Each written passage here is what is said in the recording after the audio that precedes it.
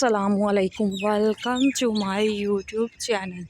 उम्मीद है आप सब खैरियत से होंगे। आज हमारे यहाँ बहुत ज़्यादा बारिश हुई। बारिश भी अल्लाह की एक नेमत है।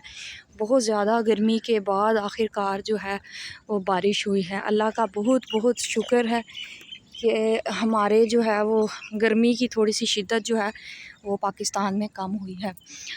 तो आज का मेरा जो टॉपिक है वो ये है कि हम किस तरह से जो है अपना फ़ोकस किसी भी काम पर कर सकते हैं। क्यों हमारा फ़ोकस जो है वो काम पर नहीं होता है, हमारा ध्यान जो है वो काम पर नहीं होता है, इसकी क्या वजह है? इसकी वजह डिस्ट्रैक्शन है, सोशल मीडिया है।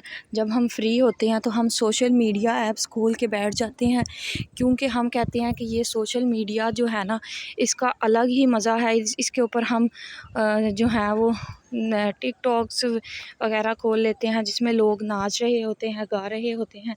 इस तरह की चीज़ें देख के हमारा जो माइंड होता है ना वो भी ऐसा ही हो जाता है, कुछ फिल्मी हो जाता है, और कुछ हमारा जो माइंड है वो बिल्कुल ही टोटली ही तबाह हो जाता है।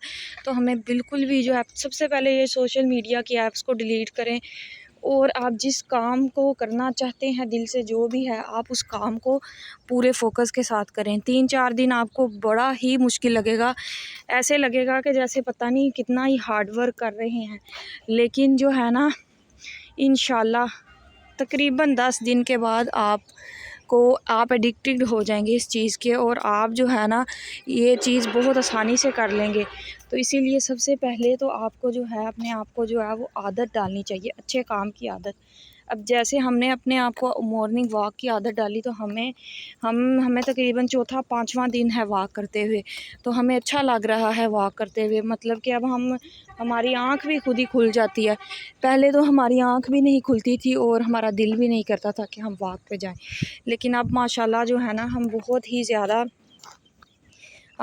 ज़्यादा फ़्रेश होते हैं और बड़ा ही खुश होकर वॉक पे जाते हैं। अपनी ज़िंदगी में कुछ ऐसा करें कि लोग जो हैं वो आपसे सीखें, ना कि इस तरह के उल्टे पुल्टे काम करें कि लोग कहें नहीं यार ये बंदा तो है ही निकम्मा, और इसके पास क्या मतलब है, ये इसकी क्या ही ज़िंदगी है।